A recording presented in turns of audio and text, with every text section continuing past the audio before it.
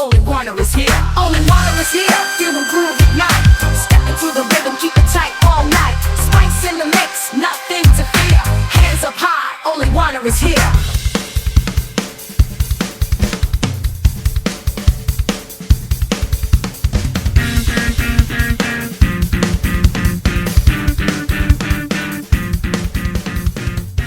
Well, welcome back to Bulls and Reds, where Ben and Christian from It's Not Easy Being Green, two diehard SV Werder fans from the Great White North, continue with their mission to MUBO, well, to make us believe in Ole. The gods of AI have given us reasons to be excited about Ole Werner's appointment. However, some of the reasons given may be too far-fetched. Ability to develop young players. Leipzig is a club on the list? Indeed it is. But there are also some positives. Well, kinda. Yeah, that was pretty much my thought. Why I thought he wasn't such a bad fit for Leipzig. Okay. And what's that thing about being a surf instructor? And during that time, he gave an interview where he's like, you know what? If I want to, I might go and I want to be a surf instructor. I guess we have to stick around to find out more. Let's do this. Next one is, here we go. Oh, this is going to be good. Ability to develop young players. Leipzig is a club on the list? Yeah, of course. Let me read this to you. It's amazing. It's been reading Leipzig is a club that heavily relies on developing young talent. Werner has consistently shown his skill in working with and integrating young players into his teams, both at Holstein Kiel and Werder Bremen. This is a crucial aspect for Leipzig's long-term strategy and will be a significant benefit. Can I start with you, Ben? Because I think you reacted to it immediately. And we touched on that before. Let off steam. It's fine. No, I'm just checking here now. I asked Google how many people on average use Chat GPT daily. I just want to know how stupid our world is becoming. I'm going to put a tariff on that.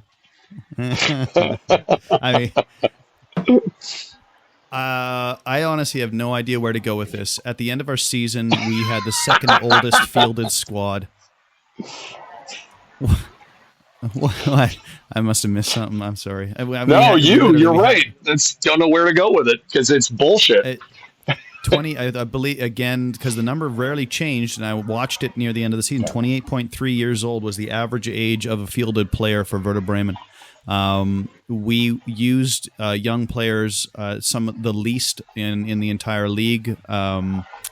There was repeated instances where a player would have a bad game. If they were under the age of 24, 25, they wouldn't see the field again. A great example of this, Malatini, an aspiring right back, center back that we purchased for $2 million, completely crapped the bed against Bielefeld in the DFB Pokal, and we lost the game and we tumbled out of that. He didn't see the field again for the rest of the season, like not even as a substitute. And so you've got to ask yourself, what kind of an environment is that for youth development? And when we talk about players like Voltemad getting inspired when they go on loan somewhere else, when we talk about players like Dinci trying to find a move because they didn't have trust at the club, these aren't outliers. These are big blazing comets rolling through the sky that says this guy does not give young players the confidence they need to succeed. And his lineups, I think, on a regular proved it. And because you'd have players that were well established at the club that would have absolute stinker games, but they would still get time on the field. There were players that were offered a lot of time. Marvin Douche, is a great example of this. And so again, this is of course an opinion, and you can go to where the contrarian ideas die on Reddit and find some completely different ones about how brilliant he was at developing youth. Honestly, I think that's how Chat picked this up. Chat GPT picked it up. Well, they'll scamming point through to all those players like fucking combos. They'll point to players like Romano Schmid, who's not young anymore. But okay, that would be. We'll give you that one. Jens Steyer, again, not a young player, but they'll point to that one. Sene Linen, 6 months on the bench before he had a chance to hit the field. Same with Jens Steyer. Didn't play him for 6 months before he got a chance to what are we talking about here? Like, Yeah, but finally, particularly those two players, took off in a really steep way. So maybe he thinks players have to ride some some time, like getting a little bit older, watching the game from the bench, and then okay, come on now, it's your time, let's go. So just you're kidding. right. They absolutely did take off. And Jens Stea did in his last season, played an absolute blinder of a season. Right now, the season before, half of it, I believe, he was being played as a 6. Right. So why? Like if he when he was played as an 8 and used as an offensive 8, which, by the way, when you talk to the folks from Copenhagen, when we originally transferred him, they were like, this guy is a great offensive midfielder. Like, he's an 8 still, but he loves to get forward. He loves to play in the box. And we just never saw that for 2 seasons until he finally was allowed to do it. So why the wait? We can compliment the fact that it happened. We can also ask the question why it took 2.5 seasons to do it. Yeah. And I'd also like to just throw this name out there as another example of his brilliant work with youth, Skelly Alvaro. Oh, 5 million euros. 5 million euros, and please feel free to check and see how much playing time he got this year. He's all but disappeared off he's on the back of a milk carton. And I actually do not doubt for a second that he's probably going to get some time under our new coach. Yeah, so 5 million for a youth talent for Leipzig would be like you guys paying 50 million and not paying and not playing the player. And not only that, we took him on loan for 6 months. We took him on loan for 6 months and then chose to close the deal. So the coaching staff saw what he could do, and then nothing. And now I'm pretty sure, again, if Ole had stayed on, we were pretty sure that he was going to get shipped out for like 2 million or something. Yeah.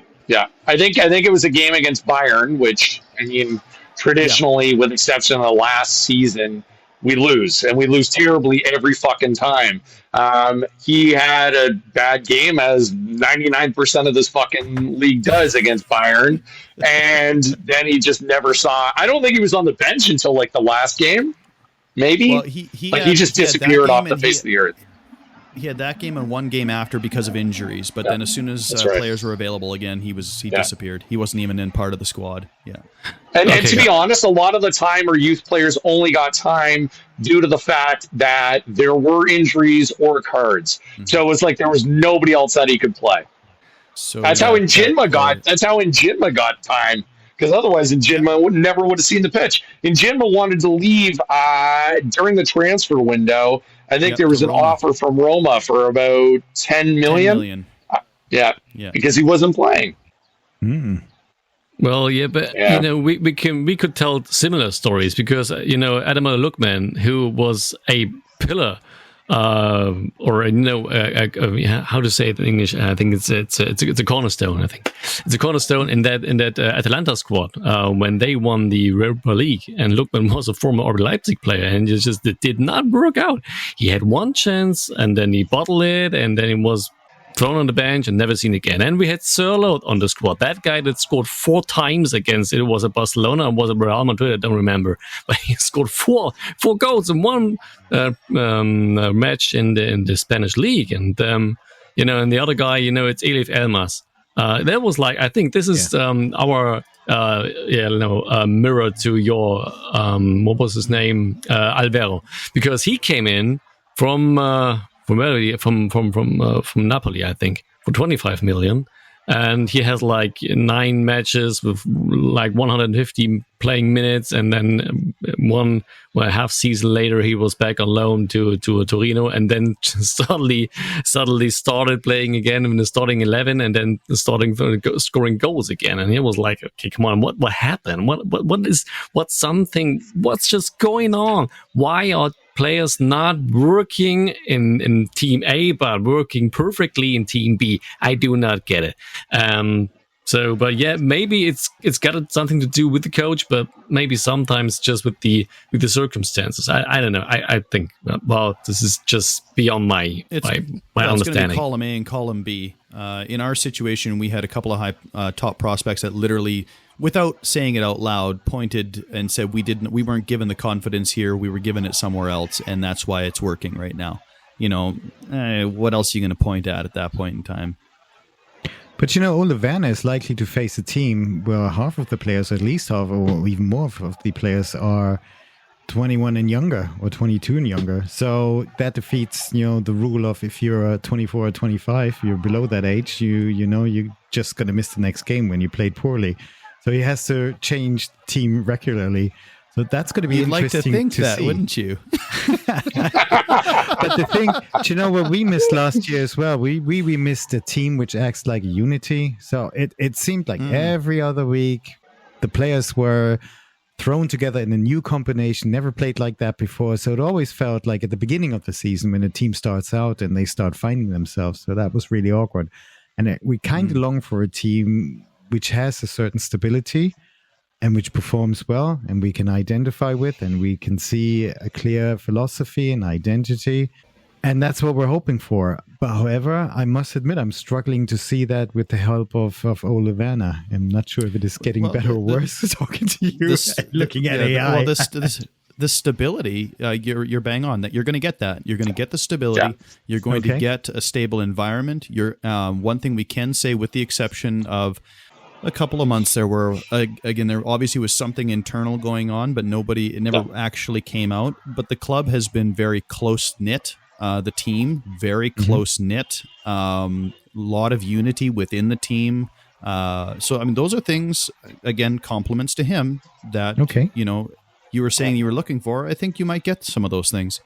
Okay. Yeah. That makes us a little bit more hopeful. Yeah, and understand, too, that our front office is a mess. Our it really is. It's a pain in the ass. Nobody really knows what they're doing, with the exception of Jans. Thank you, by the way. But it's a bit of a mess. So while we can fault some of the decisions that are made on the pitch, there's a lot of other fault we can throw around with the rest of that front office. Okay. Well, we will see how it works out. 2 more points, then we come to the end of this little experiment and see how much more excited we are or not. Next one here, AI suggests leadership and work ethic. Reports describe Werner as a calm motivator who builds trust and fosters a clear work ethic. He's known for helping players grow through clear communication and a plan rather than solely through pressure. This type of leadership can be vital for guiding a high-level team and getting the best out of individual players. Does that make any sense to you guys? Ben, maybe. Help me understand how providing a clear idea and expectations on a player is motivating without pressure. It sounds to me like that is one thing that Ole Werner was known for. So again, points for AI for discovering the low-hanging fruit. That yes, it's well reported that Ole Werner is clear in his communication, even in his exit from the club. As you saw, Richard, it was clear. Yeah, Christian. Drink? Yeah, it wasn't a siren. You only drink when there's sirens or neighbors fighting, but not when there's car horns. Damn. Downtown Toronto. So he is really good at articulating what he desires from the players, and all indications suggest he's an incredibly detailed study on opposition tactics. Okay. So it sounds to me like, and Ole Werner, from the picture that it was drawn for us, is not a social guy.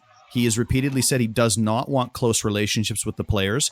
He wants a professional relationship with the players where he walks in, informs you of your job, how you're going to do it, and it's clear. And if you're not playing on the team, it's clear. And if you are, it's clear. Like there's those types of things, we can look at that and say, man, that's phenomenal. And on the other hand of it, there is missing the soft touch, if you will, without being all pervy. But there's some soft skills missing there as well that can also work against you for players that do need a little bit more than just, they need someone to build that confidence in them through an emotional vein, as opposed to just a tactical or here's your instructions, now get out and do it. That's an interesting point. That's interesting because maybe not maybe. I think this is clear and obvious that this is something to do with, building up young players. Because if you're just not the good communicator and just like making players feel confident in their personal skills, then you won't get out the best performance out of your young players. And you can talk to players like 24 and older. Like, come on, you have to do this and you have to do that, and you know how to work because you're like pro for like 5 years now. And if there's a players like in the very first male team or top flight male team, like the young guns from France and Belgium, like 19, 20 years old, you cannot handle them like that. That won't work out. That's interesting. Thank you. Well, there was a consultant that was hired 2 years ago to work with the players on some of those soft skills.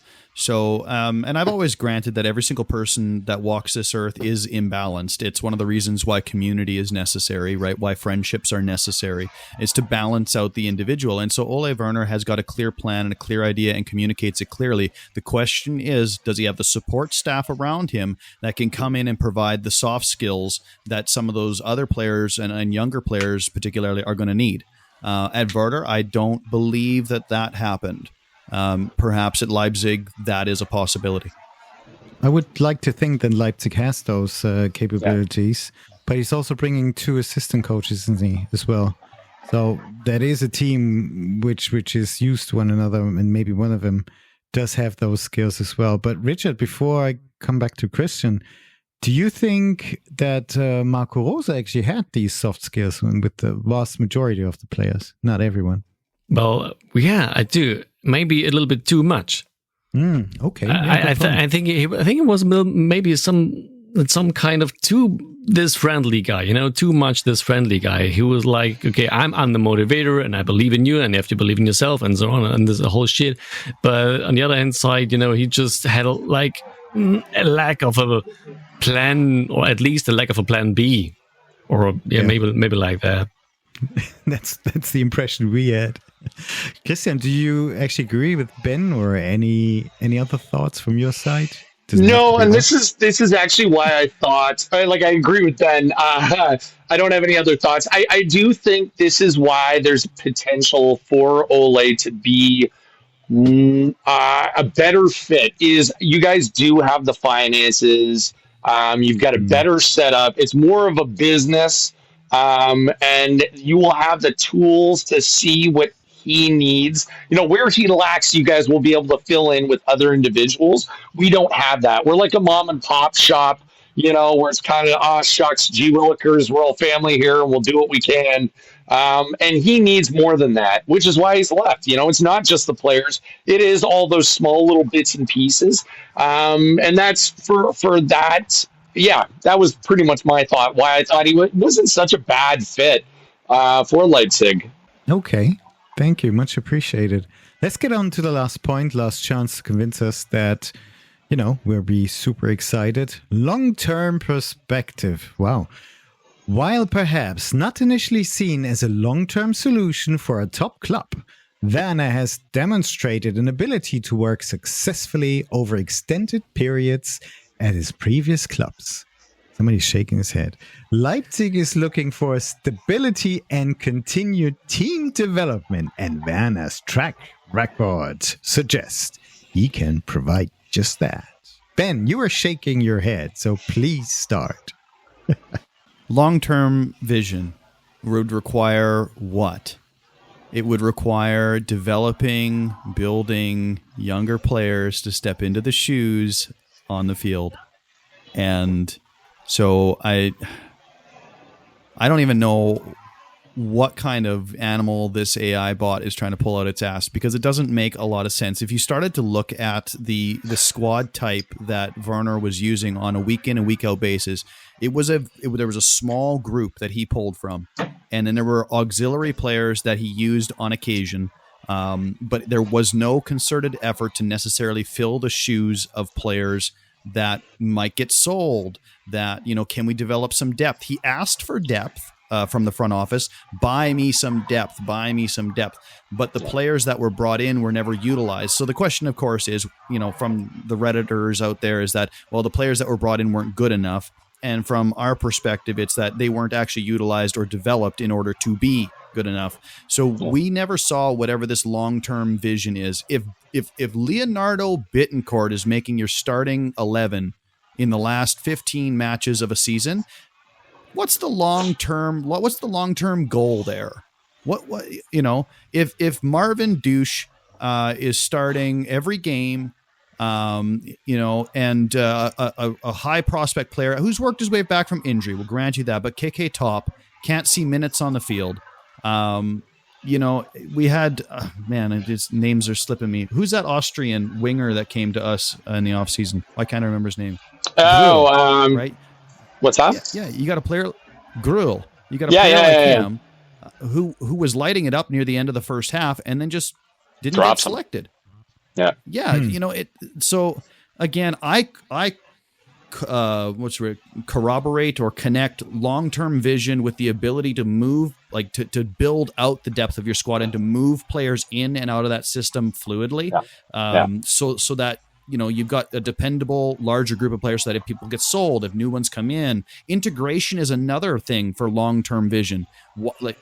6 months to integrate a player like Jens Stee, 6 months to integrate Sene Linen. What are we talking about here? How is that? That's not long term. I mean, you could say, well, it's a slow integration. Oh, okay, I guess. But the integration never really happened. Yeah. You know what I will piggyback off of, and I'm going to try and put a positive spin, even though I don't necessarily believe myself. Oh, sorry, right, positive. Shit. Sorry. Yeah. So, so I will say this once again. There was something in particular that was said, and it was, he always has the same goal, which is to do better every year, and I think he will do whatever he needs to within certain parameters to make sure that happens. So once again, pointing back to the original question or original statements, he did technically do better year after year after year, So there is that possibility. If he has what is needed, he could push you guys to the top. We don't actually know because he did a lot with very little, on our end. So I better. Yeah.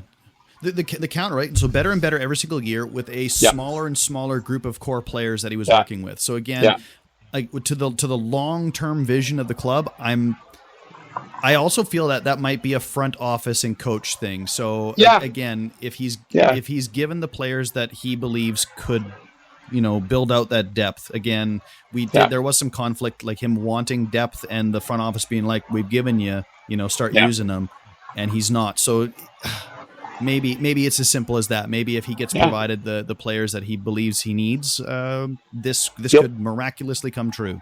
Yeah, he could fulfill what he expects to be, and the Leipzig front office believe to be a successful season. That, and I can kind of see that because if we think about our front office, who's claimed in the past that the only way forward is by developing youth. And that should be our sole focus for an extended period of time until eventually, yada, yada, yada, we're making Europe and all that sort of jazz. Whereas Ole wanted to make Europe immediately. And he wanted the tools to make Europe immediately. Which is why he left, which is why we're okay with him leaving. We were not able to provide him with those tools. You guys are. Yes, you're still going to be developing youth, but you can also afford all those players around the youth. So his concept of youth development may actually fit your program more than it fits ours because it's become the sole focus for us versus for you guys it's kind of like a bonus part. Well, not only that, the starting level of a Leipzig youth prospect and the starting level of a Werder youth prospect are completely different. Two different things. The skill level that you're bringing in as a youth prospect is liable to be a player that would maybe be like on our starting 11. Right. And so who knows, maybe that would be enough of an elevation that the skill is there that he can develop that because it's not a diamond in the rough. It's somewhat developed already. Yeah. Mm-hmm. We're trying, guys. That makes me a bit more hopeful, and I can see it on Richard's face. He's probably thinking along the same lines. It is valid that we have young players who may be of a higher quality already, and we were thinking of some of the people who they added. The big challenge we have that people from the youth academy actually come through to the first team. There's too much of a gap, but players like Castello Luqueba, for example, he might leave us because he's too much worth already anyway. And you see how he performs in the is it the under 21 Euros he's playing? 21. He's performing brilliantly, but he's the type of young player they brought in, and he gave us a lot of quality already. We may have more players like that, and that just would suggest or would confirm your theory that we have those players on a higher level. And maybe Ole Werner is able to work with them, in a better way and to develop them as well. The other part, which is a little bit concerning, is he sticks to a core group of people. Well, maybe for this next season where RB Leipzig is not on international duty, maybe that actually works quite well. And there is this cohesion that we didn't have last year. There's that word, your favorite word, Richard. Yes. And it might work for that year. The interesting thing is going to be, if he is successful, he gets us into Europe, maybe the Conference League or Europa League, should be the Champions League actually. How is he going to deal with the squad with all these different competitions? But that, I guess, is a cross we can bridge when we get to it. So that, for me, that was actually quite valid point. So maybe it does, but it doesn't support the long-term perspective. Not yet, and he has to prove that. It may suggest that in the short term, he's able to develop a young, more exciting team that we had last year that can get us into European football the year after. Don't know what you think, Richard. Well, yeah, I think we had it at the start of this show, and if there not had been this, differences between him and the Werder Bremen front office, I think it could have been the long-term solution for Werder Bremen. So I was like midway through the last season when they had this, stinker weeks or stinker months, as you mentioned, Ben, like they had every season. And I was impressed how patient, just how much patience the front office showed with him. So and then finally he just make this turnaround again, and as Werder Bremen started winning again, and almost make it to the international competitions this season. But and I was really surprised that he left the club, and I think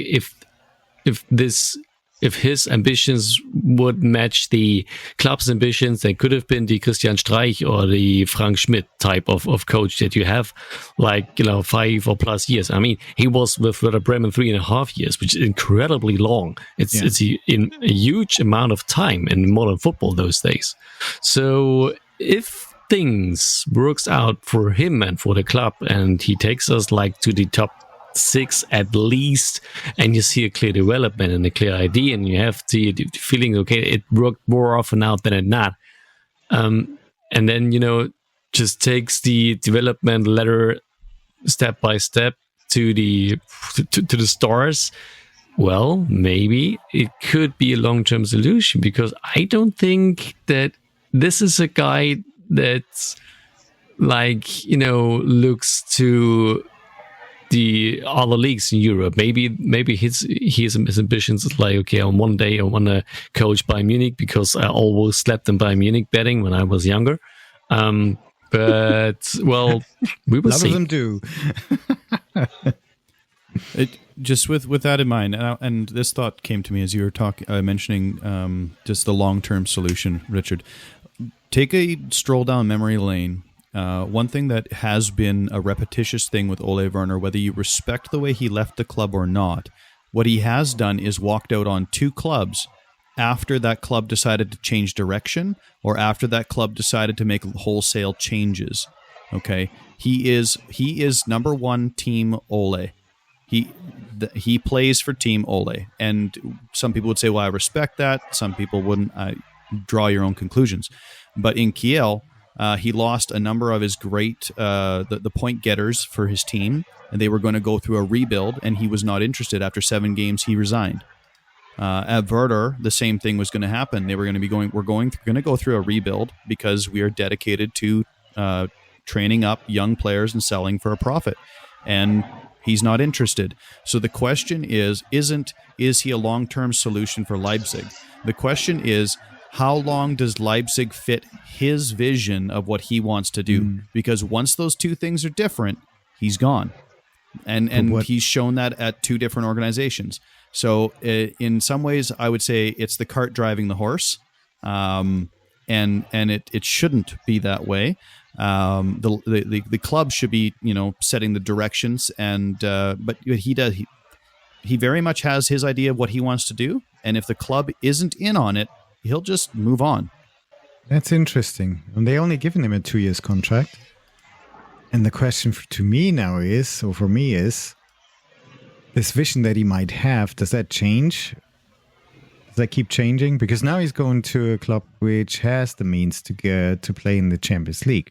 So once they achieve that, what's the next type of vision that he has, and that may probably make him walk out?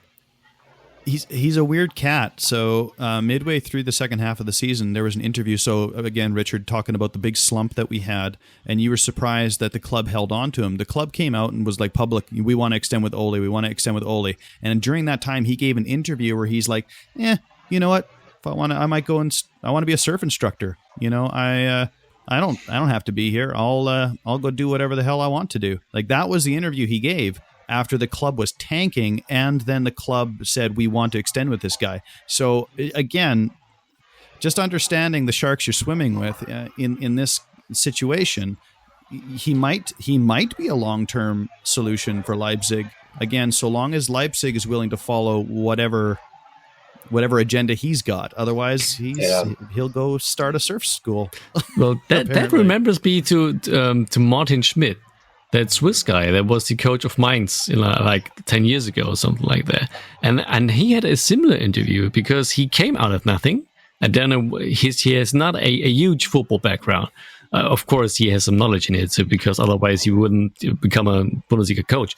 But he was like, okay, maybe I'm not interested in being a Bundesliga coach anymore and go back to the mountains of Switzerland and do whatever. It's like not a surfing coach, but like open a skiing school or something like that. That's interesting. Well, thank you. Where is Martin Schmidt these days? And maybe he's just skiing downhill, training the Jamaican bobsleigh team or something like that. Jamaican bobsleigh team. I thought he was still involved in Mainz. I thought he was still there. And then he has to be re-involved, I think, because he was gone, as far as I remember. Yeah. But this is an interesting point. Never thought of it, and that's going to make, like somebody in the US says, some material for great TV, if they clash. Klopp clashes, RB Leipzig, RB Red Bull clashes with Ole Werner. But I think the emphasis and the focus is on that first year, and with that objective to get us into Europe. And it must be Champions League. I think Europa League is even not enough at this point, but we may see what kind of squad we have, how they play, how they're developed, and how the season goes. But to the fans, it is a certain, in one way, we will miss European football. On the other hand, we're kind of glad that, there's not so many options that players and crucial players get injured. And we had so many players last year who didn't really show up, like Sava Schlager. He was injured the season before. Then he came back sort of November and got injured during the winter break in a test match. And he's been out ever since. And Benny Henrichs, who has been injured for more than half of the season, that last scene in the 5-1 defeat at Munich. So we had so many injuries and so many inconsistencies, and I think we're just longing for a group which is an exciting team, which gels together, and would probably forgive them if they fight and give everything and leave everything on the ground. We would forgive them if they don't make it into Europe, but as long as we can identify with them. Okay, that concludes, the gods of AI and their 5 points why we should be super excited. They have a little summary, which I would like to read to you. It says, in summary, Werner brings a combination of proven results, a compatible playing philosophy, a strong ability to develop players, and sound leadership qualities, all of which align well with RB Leipzig's ambitions. Completely opposite of what you said, it should say that this aligns well with Ole Werner's ambitions. There you go. That's a big takeaway for me today. Jesus. So, have we left out anything? Should we know about anything else that AI hasn't mentioned? Anything that comes to your mind? I think I don't know. honestly, yeah. There's plenty of things. Like I said, it's about perspective, right? There's my father would always say, beware the sound of one hand clapping, right? So if there's an it's when I can't see your hand clapping that I get nervous, Christian. Yeah, there it is. You guys missing your pod. I can tell. Yeah, it's genuinely is. It's just one of those things where it's like, this is how we see the world and how we see the club, and how we interpret Ole Werner through that. And the biggest part of that is that the club has set out a vision and a goal, and what we watched happen throughout the year kind of ran counter to that, and that's why we were saying it was inevitable between the two. I'm not sure if there's any more inside baseball, airing dirty laundry that we've learned over the years. On Ole Werner. I don't think so. Like, I actually rate the guy. He seems like he's a decent dude and he's a decent coach. Sure. It's just like time, like all relationships, things change over time. Our goals change, his goals change. It's kind of like, I don't know, a marriage of sorts. And it's time to move on and find new loves because this ain't working anymore, So hopefully, I think Ben put it succinctly, saying that the club has to align with Ole Werner's vision, which isn't, I don't think it's that crazy a vision, but they also have to have a huge amount of faith in what he's capable of. And that'll be the biggest question. 2 years, I get why they only gave him 2 years, because they can always extend. And also, if they need to get rid of him, it's not a huge fucking paycheck they got to cut, Exactly. So there are coaches out there that clubs will hire to follow their vision. Pep Guardiola, Jose Mourinho. Like, there are coaches that desire, or I guess have earned the ability to stamp themselves on a club. Is Ole Werner one of those? I guess we'll find out. Yeah, and I think that's going to be the interesting part. That's the unknown, and maybe it's an investment into and a promise into the future. And my takeaway from this is really much appreciate all your comments and taking part in this little experiment. And we're soon going to get to the proof in the pudding, see if we are more excited than before. But my key takeaway from this is what you mentioned last. That is the eye opener.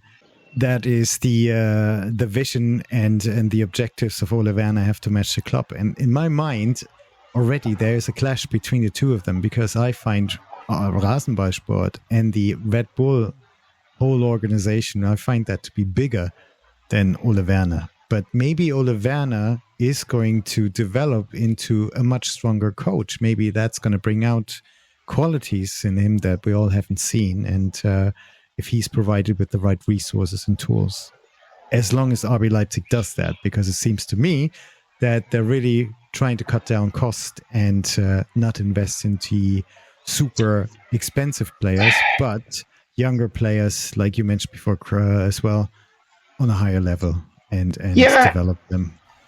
And I don't think he necessarily needs like Real Madrid level transfers. I just think he needs more than what we can afford. We are pretty goddamn poor right now. You know what I mean? Like 5 million euros is a lot of money to us, a whole lot of money. Whereas for you guys, it would probably be like a reserve player or some shit like that. So I think he as well. Yeah. Scale down as well. Now they're talking about some players costing 20 million. That's too much. But bear in mind, for Openda we paid more than 40 million. Xavi Simons 50, and that was going up and up and up. And I kind of all started with Andre Silva, where we paid some ridiculous amount of money to Eintracht Frankfurt as well. And I think this is the first time we see that this development is scaled down again. But again, 5 million sounds affordable to us at that moment in time. I must admit, Whereas it would be it'd have to be somebody who's going to really it's going to be Jens stay, basically. So let's see. Let's see if that made all the difference, all your comments and the work of AI. But you expose AI to be not too helpful, I understand. Richard, Probably not the first or the last. Richard, I'm going to start with myself, maybe to make it easier. I mean, I did take a lot of hope out of it in the sense of that he has a plan, he has a tactical plan, that Ole Werner is able to tell and to transmit his plan to players. I do believe that he is able to develop players, and he's not going to have any choice at Leipzig. He's going to have to deal with younger players anyway. So it might be a little bit of a different situation than in Bremen. What does worry me, though, is that last bit you talked about. You know, is he, as long as the club fits his ambition and his objectives, he's going to stay. If not, he's going to, even in the middle of the season, just bugger off and leave everybody else in the lurch. I don't like that at all. So I started with a 3. When you were talking, and we were talking about a couple of things, I was at a 6, but now I'm back to a 5. But you guys have helped me, so I'm a little bit more positive. What about you, Richard? Well, yeah. First of all, I would like to thank you, Ben, and thank you, Christian. Thank you for your time. And you know, what especially Ben, what you're talking about goes so much deeper than to 99% of all the football fans in Germany in general. And not talking about Bremen fans at all. It's about football fans in Germany. You know, when you talk with them about those particular things of their coaches or players or whatsoever, then, you know, you just usually only get answers from like, okay, you read the newspapers yesterday and did not really think about what you tried to tell me. But what you tell us, and that, you know, back 1 hour and 20, it was really impressive. Really, really thank you for that. And especially that Team Ole part, I think about this a lot, and that will take a time until this sunk in completely, or will have sunk in completely. You know, I'm not quite sure if this is a good thing or this is a bad thing. Right now, I'm trying to see it a little bit neutral. As far as I, you know, recognize or reorganize this whole information in my brain from the last 80 minutes, I think I'm now at a 4. So slightly more optimistic than has been 2 hours ago. But I'm still open-minded. I could have developed into a little bit into like 6 or 7 as far as I find out for myself if this Team Ole thing is good or bad.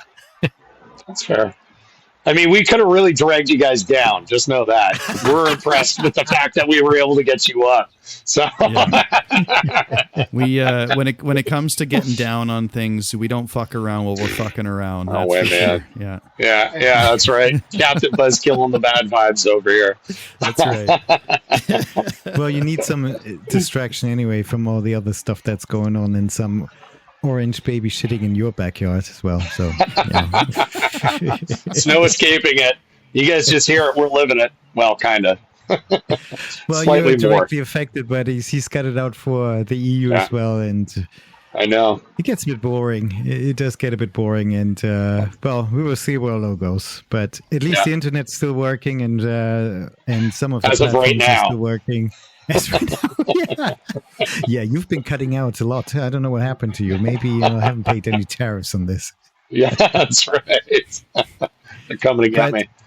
Also from my side, really grateful for your time today, and thank you very much for taking part in this little experiment and also being back on our podcast. I must say, I miss that you guys continue your podcast, and maybe, you know, there's an off episode once in a while, or somebody else is going to invite you, so you're still going to feature. But I do understand that lives are really busy. Yes, Richard? Well, I was just thinking, okay, if Horst Steffen is not the solution and Marco Rose should take over, then we could meet again, right? Exactly. We can tell you all about Marco. I'm just hoping Stefan works out. I really like So far, we're all pretty optimistic. I think even the people that were diehard Ole supporters are pretty excited about Stefan. I mean, we're also skeptical because it's a very different game from Bundesliga 2, the Dritte Liga, and then like anything else that he's been in. But I don't know. I guess we'll see. You know, I'm willing to give him plenty of time just based on his work with kids alone. Well, maybe it's a similar situation when Ole Werner joined you. You know, there's a lot of room for potential, and I would give him a lot of credit. I would see your next season quite positive. Yeah, hopefully. I actually think this next season we're going to be in a worse position than we were in the last season. Oh, definitely. That's a given. I think that's a given. I think it's going to be a tough one. But I think if Stefan is given the amount of time he needs, at least at a minimum, we've got a coach that has proven he can do the things that the club is talking about. Yeah, and absolutely. I'd like to see if that becomes a reality. Then not this season, but the next few are going to be a lot of fun. Yeah. Okay. Well, and they're putting their money where their mouth is, basically, because they've talked a lot of shit, but haven't backed it up, and now they're backing it up, supposedly. Yeah. Plus, you have a derby to look forward to versus Hamburg. Yeah. Scheiße Haas foul. You heard it here first. Goddamn right. Don't ever say that around Christian. He just sees red when that happens. Okay. Hate him with a passion. Cannot wait. Here we go. It's going to be interesting. But first, hopefully, we're going to have a relaxing summer. And once again, thank you very much for joining us and giving us all those insights. And I think we've got a lot more out of it than we thought. Also, appreciate some the compliment there. We certainly didn't think we'd be delivering any goods, so here we are. Does that mean we set the bar very low? Shit. I was gonna say, we thought this wasn't going to do much, and you guys actually provided us with stuff to think about. Thank you. There's nothing else going on in our lives. No, really, really appreciate your time, and we would be delighted if you came back on our show. You know, there will be a day when we play Werder Bremen, and then we can compare. We'll see which coach is on the sideline for either team. Huh? Yeah, seriously. Versus Ole Werner. Or Marco Rose is back. You never know. Yeah. Or Hasenhüttl. I don't know. Anyway. Richard, is there anything else you would like to add? No. Thank you. Thank you, guys. Wonderful. Guys, thank you very much. Really appreciate it. Really enjoyed it. And, this has been a bonus episode of Bulls and Red. And I think we're going to use that content a little bit for RBL Compact as well. And we got loads more out of Ben and Christian than we thought. We hope we would have. So this is interesting. We're going to let you know how everything goes on. We keep our fingers crossed for you guys that your next season is endurable, better than you think at this point. And hopefully our season's better as well. So much appreciated. Thank you very much. Thank you very much to everyone who was listening. And this has been Bulls and Red. Auf geht's, Leipziger Jungs! Only Warner is here. Only Warner is here. Feel the groove ignite. Step into the rhythm.